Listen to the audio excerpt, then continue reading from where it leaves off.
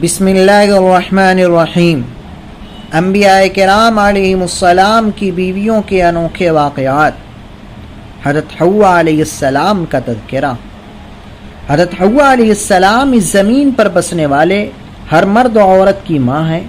حضرت حوا علیہ السلام ان تمام دوسری ماؤں کی طرح ایک ماں ہیں جو حاملہ ہوتی ہیں اور بچے پیدا کرتی ہیں، اور تاریخ بشریت میں وہ سب سے پہلی بیوی ہے اور روئے زمین پر بچے پیدا کرنے والی پہلی عورت ہیں۔ حضرت حوا علیہ السلام کے یہاں ہر حمل کے نتیجے میں جڑوا بچے پیدا ہوتے تھے، ایک لڑکا اور ایک لڑکی۔ اس طرح انہوں نے آدم علیہ السلام کے لیے 20 مرتبہ حمل کے دوران 40 بچے پیدا کیے، 20 لڑکے اور 20 لڑکیاں۔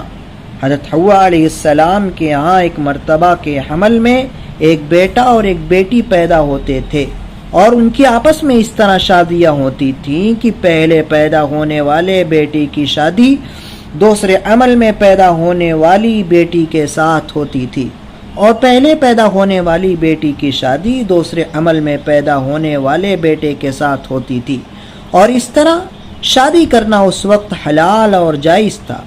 حضرت حوا علیہ السلام کے یہاں پہلے 2 جڑوا بچے پیدا ہوئے، لڑکے کا نام قابیل تھا اور ان کی بہن کا نام لبودہ تھا، اور دوسری مرتبہ جو 2 جڑوا بچے پیدا ہوئے تو ان میں لڑکے کا نام حابیل اور ان کی بہن کا نام اقلیمہ تھا۔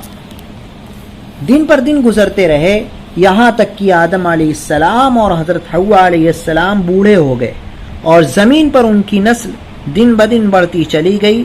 آدم علیہ السلام اپنی اعلی اولاد کے لیے ایک نبی تھے جو اپنے بیٹوں اور پوتوں کو اللہ کی طرف دعوت دیتے تھے اور ان کے سامنے خدا کی عظمت بیان کرتے تھے۔